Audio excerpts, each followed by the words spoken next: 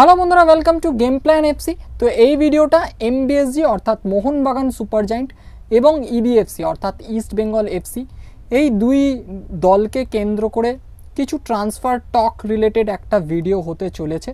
তো তোমরা অলরেডি জেনে গেছো একটা বিরাট বড় ব্যাপার কিন্তু ঘটে গেছে। আশিক ক্রুনিয়ান তিনি কিন্তু মোহনবাগান ছেড়ে তিনি কিন্তু বেঙ্গালুরু এফসিতে যোগ দিচ্ছেন, যে বেঙ্গালুরু এফসি থেকে তিনি মোহনবাগানে এসেছিলেন।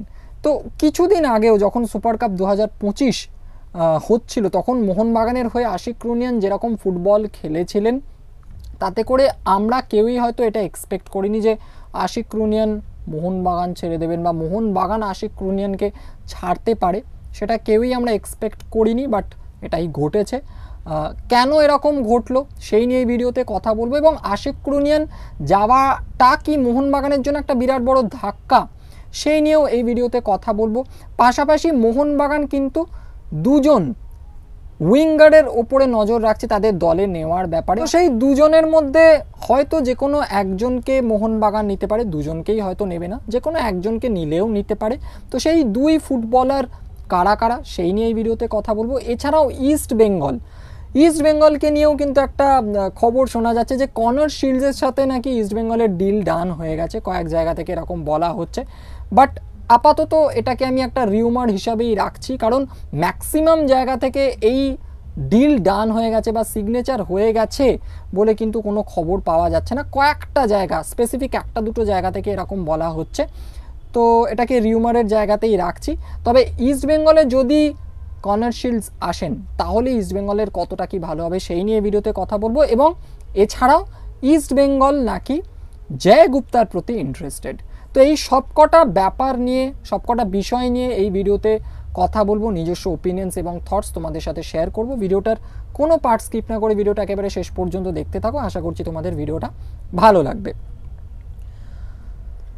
তো প্রথমে যদি মোহনবাগানকে নিয়ে শুরু করা যায়, তো দেখো একটা বিরাট ব্যাপার ঘটে গেছে।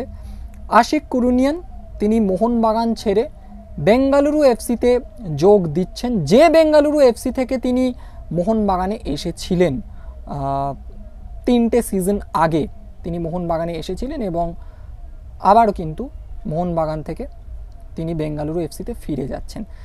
কিছুদিন আগে যখন সুপার কাপ 2025 হচ্ছিল তখন আশিক ক্রুনিয়ানের যেরকম পারফরমেন্স আমরা দেখেছিলাম তাতে করে এই আশিক ক্রুনিয়ান প্লেয়ারটা কিন্তু অনেক মোহনবাগান সমর্থকদের নয়নের মণি হয়ে উঠেছিলেন, এবং আমরা সবাই এক্সপেক্ট করেছিলাম যে 2025-26 ফুটবল মৌসুমে আশিক ক্রুনিয়ান আরও বেশি কিন্তু কন্ট্রিবিউট করতে পারবেন মোহনবাগানের হয়ে। বাট সেরকমটা ঘটলো না, তিনি কিন্তু বেঙ্গালুরু এফসিতে ফিরে যাচ্ছেন একটা লং টার্ম ডিলে, সম্ভবত 4টে সিজনের ডিলে কিন্তু ফিরে যাচ্ছেন বেঙ্গালুরু এফসিতে আশিক ক্রুনিয়ান। এবার হঠাৎ করে কি হলো ব্যাপারটা, দেখো মোহনবাগানের সাথে আশিক ক্রুনিয়ানের মেন কন্ট্রাক্ট কিন্তু ছিল 3 বছরের, এছাড়াও 2 ইয়ারের কিন্তু মানে 2 সিজনের কিন্তু কন্ট্রাক্ট এক্সটেন্ড করার একটা অপশন ছিল, কন্ট্রাক্ট এক্সটেনশনের একটা অপশন ছিল, যেটা কিন্তু মোহনবাগান ট্রিগার করেনি। এবার এই কন্ট্রাক্ট এক্সটেনশনটা মোহনবাগান ট্রিগার করেনি মানে এরকম নয় যে মোহনবাগানের আশিক ক্রুনিয়ানের প্রতি একেবারেই ইন্টারেস্ট ছিল না। হয়তো মোহনবাগান এরকম ভেবেছিল যে একেবারে 2 ইয়ারের কন্ট্রাক্ট এক্সটেন্ড না করে যদি এটাকে পাটে পাটে করা যায়, মানে 1 বছর করে দেখে করা যায়। কেন হয়তো ভেবেছিল, কারণ দেখো 2024-25 মরশুমের আগে 2023-24 ফুটবল মরশুমটায় কিন্তু আশিক ক্রুনিয়ান সেরকম চোটের কারণে ম্যাচ খেলতেই পারেননি, পুরো সিজনটাই প্রায় বলা যায় অফ গেছে। এবং 2024-25 ফুটবল মরশুমে যখন তিনি চোট থেকে রিকভার করে ফিরে এলেন সেখানেও কিন্তু তিনি বেশি গেম টাইম পাননি। হ্যাঁ, যেটুকু সুযোগ পেয়েছেন ভালো ফুটবল খেলার চেষ্টা করেছেন, ইমপ্রেসিভ পারফরমেন্স ছিল, বাট 2024-25 ফুটবল মরশুমেও কিন্তু ফিটনেস সমস্যায় ভুগেছেন, চোটের কবলে তিনি বারংবার পড়েছেন, সেটা আমরা জানি। তো এই একটা কারণের দিকে তাকিয়ে হয়তো মোহনবাগান একেবারে 2 ইয়ারের কন্ট্রাক্ট এক্সটেনশন করতে চায়নি, এটা একটা হতে পারে। এবং সেই জায়গায় আরও একটা অফার কিন্তু মানে একটা লুক্রেটিভ অফার কিন্তু বেঙ্গালুরু এফসি আশিক ক্রুনিয়ানকে করে, একটা লং টার্ম ডিলের অফার, এবং সেই অফারটার প্রতি অ্যাট্রাক্টেড হয়ে আশিক ক্রুনিয়ান কিন্তু বেঙ্গালুরু এফসিতে চলে যাচ্ছেন। এবার আশিক রুনিয়ান এখানে হয়তো দুটো জিনিস দেখেছেন, একটা হচ্ছে তার লং টার্ম ডিল তিনি পাচ্ছেন বেঙ্গালুরু এফসি থেকে, এটা একটা ব্যাপার, এবং আরও একটা ব্যাপার হচ্ছে বেঙ্গালুরু এফসিতে গেলে তিনি কিন্তু ভালো একটা গেম টাইম পাবেন, এটাও একটা ব্যাপার।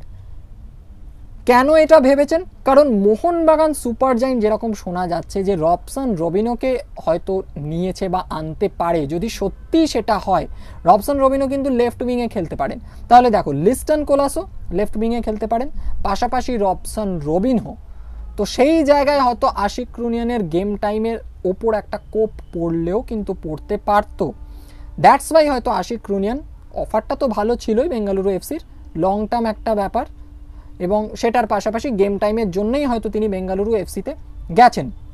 এবং এখানেও একটা কথা বলে রাখা ভালো যে আশিক রুনিয়ান কিন্তু ফ্রি প্লেয়ার হিসাবেই বেঙ্গালুরু এফসিতে মুভ করেছেন, যেমনটা বললাম যে মেনলি 3 সিজনের কন্ট্রাক্ট ছিল, 2 সিজনের কিন্তু কন্ট্রাক্ট এক্সটেনশনের অপশন ছিল, যেটা কিন্তু মোহনবাগান ট্রিগার করেনি। সুতরাং কোনো ট্রান্সফার ফি কিন্তু বেঙ্গালুরু এফসিকে দিতে হয়নি এমবিএসজিকে, মানে মোহনবাগানকে, ঠিক আছে।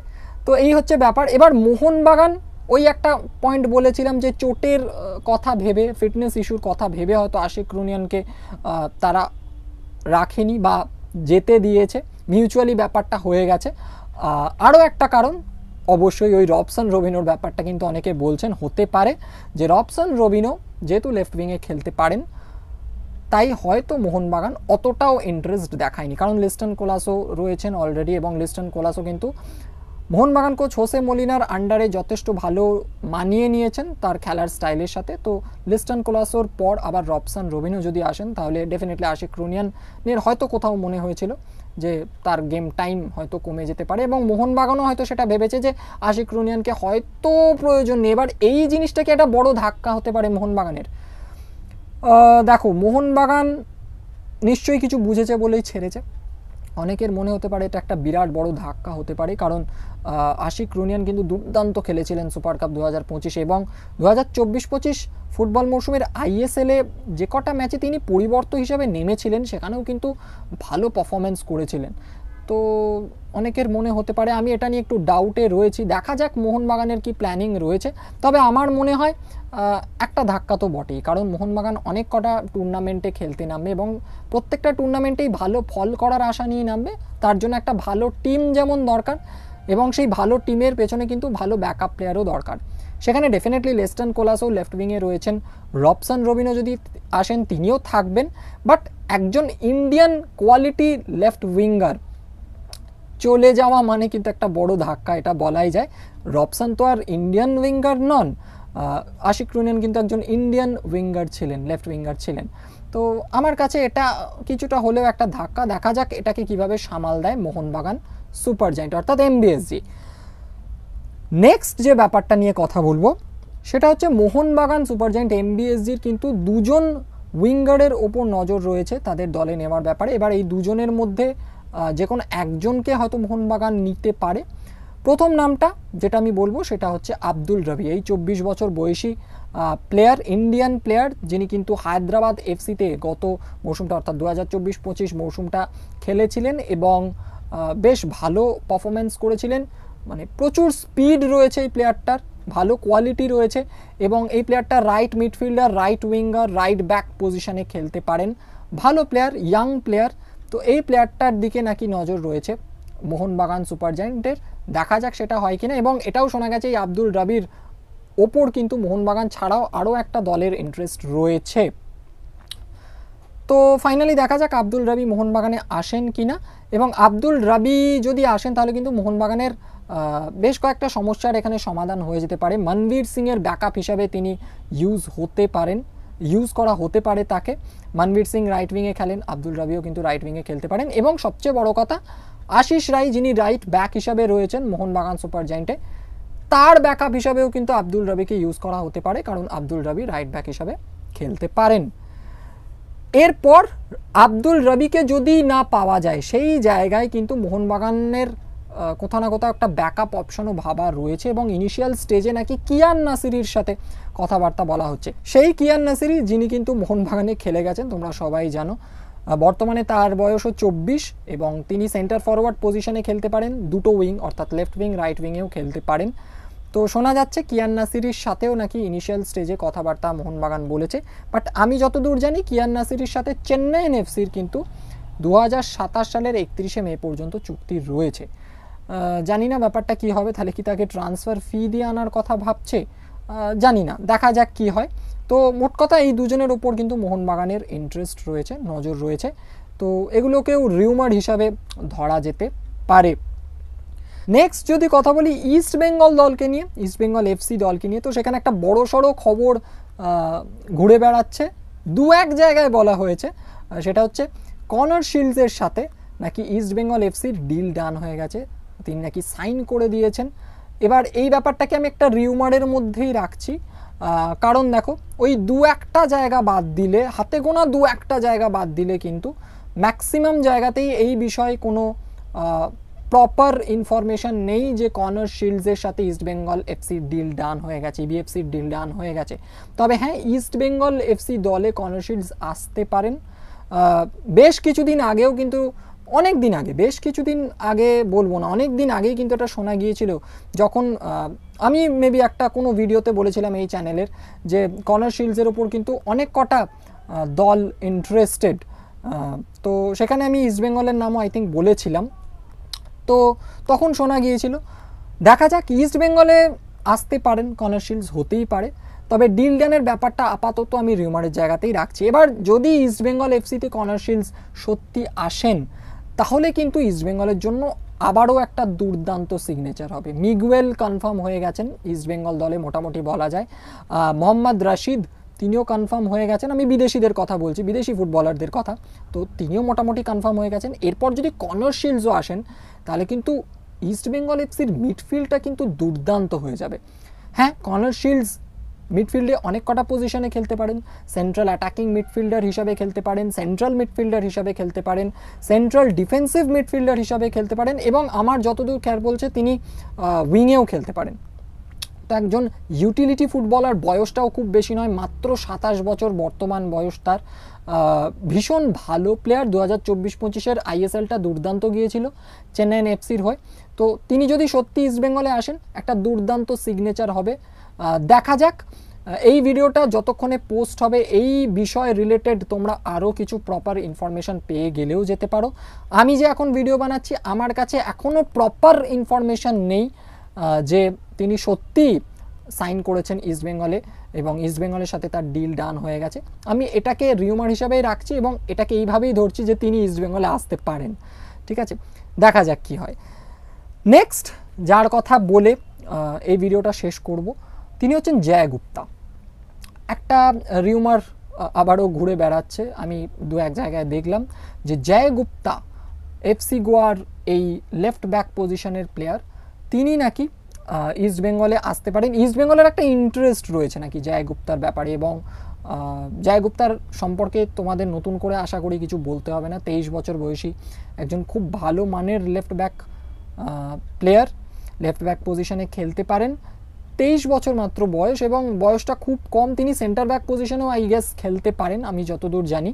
তো একটা ভালো প্লেয়ার, এবং ইস্ট বেঙ্গলের কিন্তু টেকচাম অভিষেক সিংয়ের উপর একটা ইন্টারেস্ট রয়েছে, তোমরা হয়তো সবাই জানো। তো টেকচাম অভিষেক সিংয়ের পাশাপাশি শোনা যাচ্ছে এই জয় গুপ্তার প্রতিও একটা ইস্ট বেঙ্গলের ইন্টারেস্ট রয়েছে। ইস্ট বেঙ্গলের সাইড ব্যাক পজিশনে আমরা জানি যে সমস্যা দেখা গেছে বিগত কয়েকটা সিজন ধরে, তো সেই জায়গায় কিন্তু ইস্ট বেঙ্গল কাজ করার চেষ্টা করছে, নতুন ফুটবলার নেওয়ার চেষ্টা করছে, এবং তার মধ্যে একজন কিন্তু এই জয় গুপ্তাও এরকমই শোনা যাচ্ছে। যদিও জয় গুপ্তার সাথে আমি যতদূর জানি 2028 সালের 31শে মে পর্যন্ত এফসি গোয়ার কন্ট্রাক্ট রয়েছে। বাকিটা দেখা যাক, এটাকেও রিউমার হিসাবেই আপাতত রাখছি। তবে হ্যাঁ, জয় গুপ্তা যদি সত্যি ইস্ট বেঙ্গলে আসেন, তাহলে ডেফিনেটলি একটা কোয়ালিটি সিগনেচার কিন্তু অ্যাকর্ডিং টু মি হবে ইস্ট বেঙ্গল এফসি দলের জন্য। ইস্ট বেঙ্গল এবারে মানে 2025-26 মৌসুমে যে ভালো কিছু করতে চাইছে, সেটা কিন্তু তাদের দল গঠনের প্ল্যানিং দেখেই পরিষ্কার, এবং যে সমস্ত প্লেয়ারের সাথে তারা কথাবার্তা চালাচ্ছে, দলে নেওয়ার চেষ্টা করছে, সেইটা দেখে কিন্তু, সেগুলো দেখে কিন্তু এটা পরিষ্কার যে ইস্ট বেঙ্গল ভালো কিছু করতে চাইছে 2025-26 ফুটবল মরশুমে। তো এই ভিডিওটা এখানেই শেষ করছি। এই ভিডিওটাতে এমবিএসজি অর্থাৎ মোহনবাগান সুপার জায়েন্ট এবং ইবিএফসি অর্থাৎ ইস্ট বেঙ্গল এফসি এই দুটো দলের কিছু ট্রান্সফার টক নিয়ে কথা বললাম। ট্রান্সফার টক রিলেটেডই একটা ভিডিও ছিল, যেখানে আশিক ক্রুনিয়ান যে মোহনবাগান ছেড়ে বেঙ্গালুরু এফসিতে গেছেন সেই নিয়ে কথা বললাম। মোহনবাগানের ইন্টারেস্ট রয়েছে আব্দুল রবি এবং কিয়ান নাসিরির প্রতি, এই দুটো রিউমার নিয়ে কথা বললাম। এছাড়াও একটা যে রিউমার যে কর্নার শিল্ডস তিনি ইস্টবেঙ্গলে সাইন করেছেন, ডিল ডান হয়ে গেছে, সেই রিউমারটা নিয়ে কথা বললাম, সেটাকে রিউমার হিসেবেই রাখলাম এই ভিডিওতে, সেই নিয়ে কথা বলেছি। এবং তার পাশাপাশি জয় গুপ্তা টু ইস্টবেঙ্গল এফসি, এই যে একটা রিউমার বা ইস্টবেঙ্গলের যে জয় গুপ্তার প্রতি ইন্টারেস্ট রয়েছে সেই ব্যাপারটা নিয়েও এই ভিডিওতে কথা বললাম। তো তোমরা জানিও এই ভিডিওটা কেমন লাগলো। যদি তোমাদের ভিডিওটা ভালো লাগে এই ভিডিওটাকে একটা লাইক করো, শেয়ার করো। তোমাদের কিছু বলার থাকলে ডেফিনেটলি এই ভিডিওটার কমেন্ট বক্সে জানাতে ভুলো না। এছাড়া বলবো যারা এই চ্যানেলে নতুন এখনও চ্যানেলটাকে সাবস্ক্রাইব করোনি তারা চ্যানেলটাকে সাবস্ক্রাইব করে পাশের বেল আইকনটাকে প্রেস করে অলে ক্লিক করে দিও, যাতে এই চ্যানেলের প্রত্যেকটি নতুন ভিডিওর নোটিফিকেশন তোমরা সঠিক সময় পেয়ে যেতে পারো। তো দেখা হচ্ছে পরের ভিডিওতে, এখনকার মতো টাটা।